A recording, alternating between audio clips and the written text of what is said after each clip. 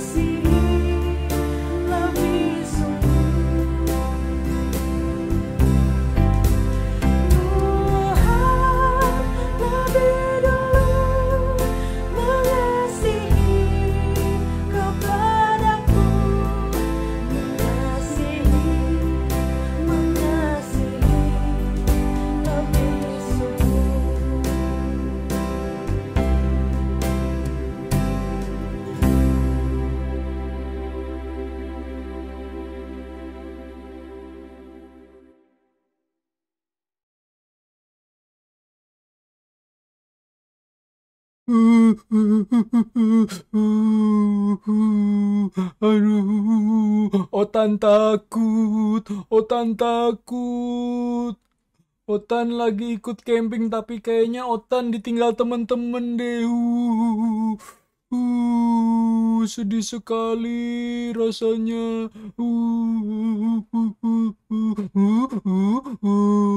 Halo teman-teman semuanya. Aku Otan. Aku kayaknya ditinggal sendirian deh waktu lagi camping ini sama teman-teman yang lain. Aku takut karena yang aku dengar hutan di tempat aku ada ini itu angker.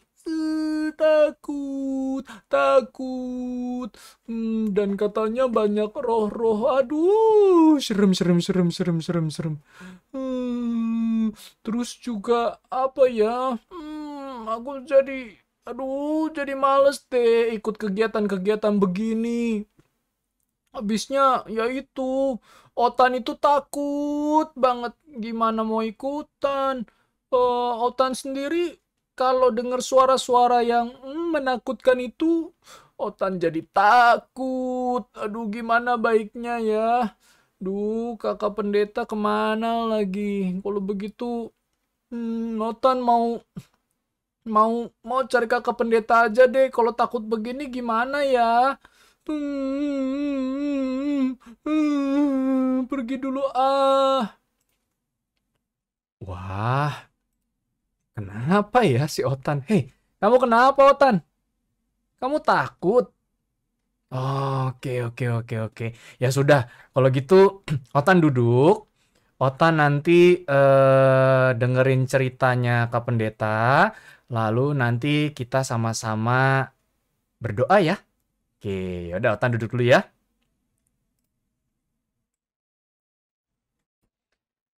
Nah, baik.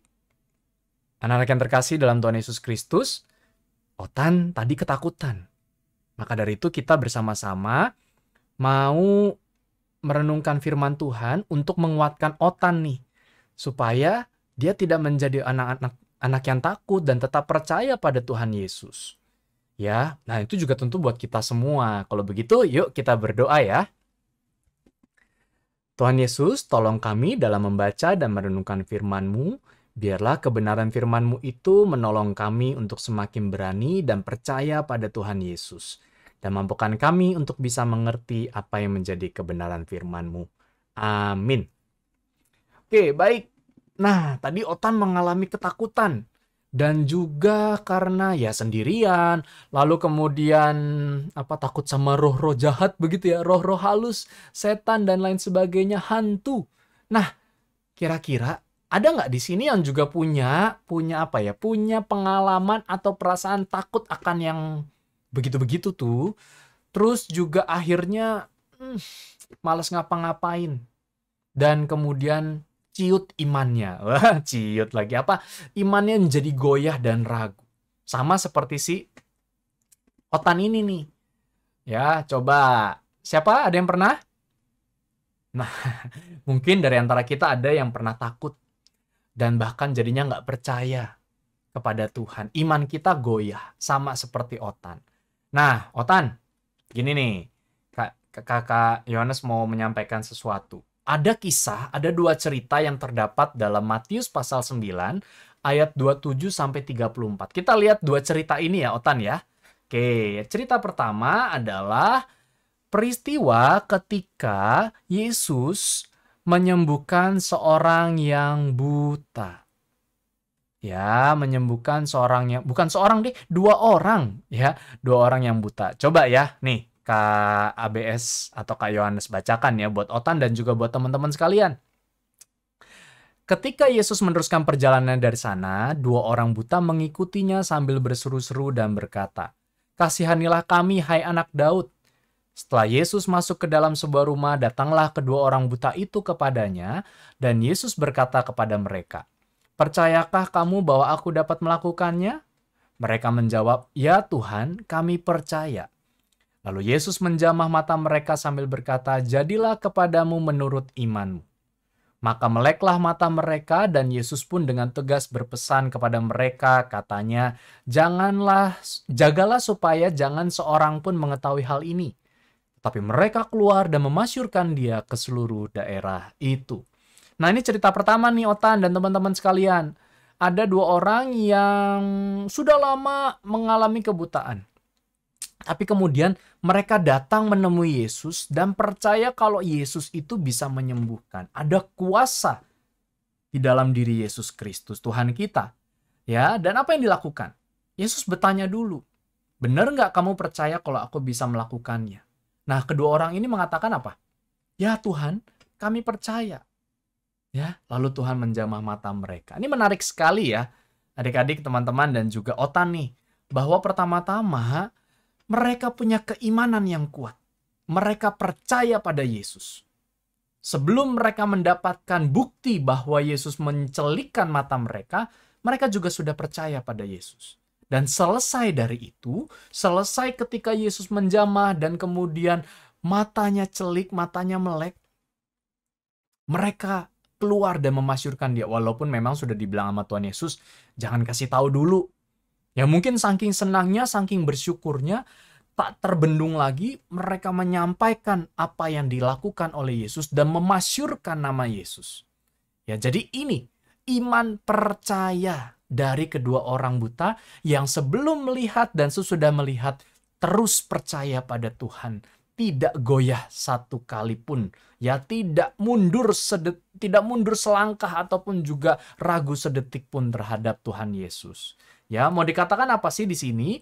Bahwa ya, ketika Yesus menyembuhkan orang buta ini, mereka mengalami pemulihan fisik tentunya, betul ya? Tapi juga pemulihan perasaan yang selama ini dilupakan, yang selama ini mungkin orang memandangnya sebelah mata, tidak menganggapnya. Dan terlebih penting adalah pemulihan iman. Ketika imannya goyah, dia tidak percaya, dia punya sumber kepercayaan yaitu pada Tuhan Yesus. Dia percaya kepada Yesus yang bisa memulihkan dan Yesus yang mampu punya kuasa untuk mengembalikan harkat martabat jati diri kedua orang buta ini. Sehingga apa yang terjadi? Disitulah mereka bersorak, bergembira, lalu mereka memuji Tuhan dan memasyurkan nama Tuhan, mempersaksikan siapa itu Yesus kepada orang-orang yang dijumpainya. Artinya apa? Ini buat Otan dan teman-teman. Iman percaya itu menjadi sesuatu hal yang amat penting. Dan percayanya kepada siapa? Tuhan Yesus Kristus. Ya, karena percaya pada Tuhan, berarti kita percaya pada kuasa Tuhan yang mampu memulihkan. Ya, mampu berkuasa atas diri kita. Ya, nih Otan penting nih Otan. Berkuasa atas diri Otan, diri kakak pendeta, diri bapak ibu guru, teman-teman sekalian, dan juga diri orang tua kita. Ya, jadi beriman percaya pada Tuhan Yesus itu menjadi hal yang sangat penting. Nah, cerita kedua yang mau kakak pendeta sampaikan adalah tadi kita sudah melihat dari Matius 9 ayat 27 sampai 34. Ya, tadi kita baca 27 sampai 31. Masih kurang 3 ayat, betul ya? Nah, di 3 ayat berikutnya, ini kisah yang agak berbeda. Sama-sama menyembuhkan, tapi orangnya berbeda. Ya, kita lihat bersama. Nah, cerita kedua, yaitu setelah Tuhan Yesus menyembuhkan 2 orang buta tadi, lalu dibawalah kepada Yesus seorang bisu yang kerasukan setan. Jadi secara fisik tidak bisa berbicara, tapi juga kerasukan setan. Ada yang mengatakan katanya setan ini yang membuat dia bisu. Begitu ya, makanya di ayat 33, dan setelah setan itu diusir, dapatlah orang bisu itu berkata-kata. Maka heranlah orang banyak katanya. Yang demikian belum pernah nih dilihat di Israel. Tapi orang Farisi berkata, dengan kuasa penghulu setan, ia mengusir setan. Jadi ya, adik-adik, teman-teman, dan Otan, bahwa Tuhan Yesus bukan hanya berkuasa atas diri setiap kita, atas fisik kita, atas iman, atas perasaan kita, seluruh hidup kita, tapi pada hal-hal yang ada di luar diri kita. Roh-roh yang ada di luar Roh Kudus, ya, di bawah Roh Kudus. Ya, roh-roh jahat yang mungkin menakut-nakuti kita, yang seperti Otan tadi merasa takut ya ketika berada di daerah yang asing, daerah yang katanya angker itu, ya. Jadi justru cerita ini memperlihatkan bahwa Tuhan Yesus memulihkan orang bisu yang kerasukan setan, dan di situ kita bisa melihat kalau kuasa Tuhan Yesus menang atas segala roh-roh jahat yang ada. Nih, Otan penting buat Otan juga. Tadi Otan kan merasa takut dan sendiri gitu ya. Ingat, kalau kita takut bahwa ada kuasa-kuasa yang kemudian bisa mengganggu kita, ingat cerita bahwa Yesus menyembuhkan orang bisu yang kerasukan setan. Meskipun tadi ada orang-orang yang mencibir Tuhan Yesus. Pasti Tuhan Yesus nih kalau dia bukan setan, nggak mungkin bisa mengusir setan. Ya, itu kan pikiran yang jahat ya. Padahal bukan seperti itu. Murni karena Tuhan Yesus adalah Tuhan yang berkuasa atas dunia dan segala isinya, termasuk mengatasi segala roh-roh jahat yang ada. Sehingga roh jahat tidak berkuasa untuk mematahkan kuasa Yesus. Itu berarti juga sebenarnya kita nih, umat Tuhan, anak-anak Tuhan, adalah anak-anak yang berada dalam kuasa Tuhan Yesus yang menang atas segala roh-roh jahat yang ada. Jadi buat Otan, kalau takut karena hal-hal roh-roh tadi, ya ingat ada kuasa dalam nama Tuhan Yesus. Lalu apa? Tuhan Yesus berkuasa atas diri kita. Tuhan Yesus pasti melindungi kita, menyertai kita. Yang buta dicelikan, yang bisu dibuatnya berbicara. Yang kerasukan roh akan dipulihkan. Wah, luar biasa ya Tuhan kita Yesus Kristus. Artinya hari ini kita mau belajar 3 hal sebagai pesan firman Tuhan yang benar dan juga firman Tuhan yang mau kita hidupi. Yang pertama adalah, yuk kita percaya selalu kepada Tuhan karena Dia sangat berkuasa. Tidak ada kuasa yang dapat mengalahkan kuasa Tuhan kita Yesus Kristus. Terhadap fisik, Tuhan bisa memulihkan. Perasaan dan iman Tuhan bisa membuatnya kembali bersemangat, kembali punya keyakinan yang kuat seperti 2 orang buta yang disembuhkan tadi. Lalu juga kepada orang bisu yang kerasukan setan. Ya kan? Kuasa roh jahat bisa dipatahkan di dalam nama Tuhan Yesus Kristus. Yang selanjutnya juga jangan gentar dan bimbang, Tuhan pasti menolong. Ketika 2 orang buta itu menghampiri Yesus dan juga 1 orang bisu yang kerasukan setan dibawa kepada Yesus, apakah Tuhan Yesus kemudian kabur? Enggak mau, cari yang lain begitu. Enggak kan?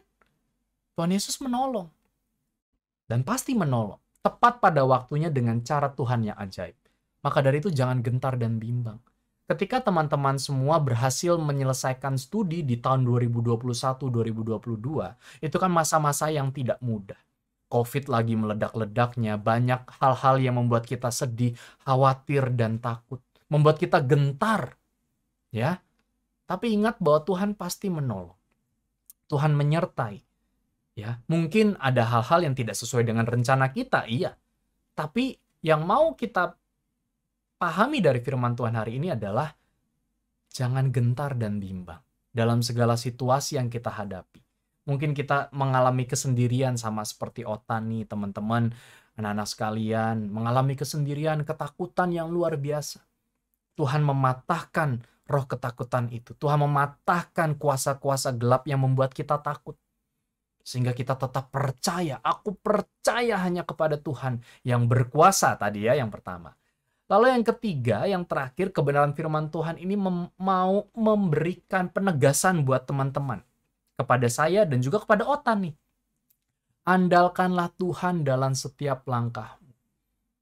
Ya mungkin kita takut, sedih, bingung ke depannya harus gimana. Ya ingat, di dalam doa kita bisa berbicara pada Tuhan, mencurahkan isi hati kita. Dan kita sedang mengandalkan diri kita, mengandalkan Tuhan dalam diri kita. Tuhan, saya takut. Tuhan, saya mohon Tuhan berikan kekuatan. Tapi juga bisa Tuhan, saya bersyukur karena Tuhan melindungi saya. Gitu ya. Jadi sama seperti tadi 2 orang buta yang dicelikan lalu kemudian keluar dan memasyurkan Tuhan, memasyurkan nama Tuhan, nama Yesus. Itulah cara mereka mengandalkan Tuhan dalam setiap langkahnya. Ya tidak melupakan Tuhan. Begitu ya. Jadi nih, ini firman Tuhan sungguh luar biasa bagi kita. Ketika nanti teman-teman mendapatkan nilai rapot. Ya kan, ini kan akhir tahun pelajaran, betul ya? Nah, teman-teman akan mendapat nilai rapot, hasil evaluasi kita, nilai sikap, nilai karakter, nilai kognitif ya, yang kita ujian-ujian itu. Jadikanlah itu sebagai batu pijakan buat kita juga melangkah ke depannya, memperbaiki diri kita. Melangkah ke depan dengan terus mengandalkan Tuhan dan memohon Tuhan, ubah saya, tolong saya menjadi lebih baik. Ya, kita percaya Tuhan pasti menyediakan yang terbaik ke depannya, tapi juga Tuhan minta supaya kita berusaha.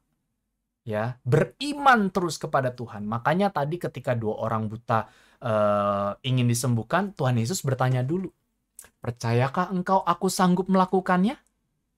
Lalu kemudian 2 orang itu mengatakan apa? "Ya, kami percaya."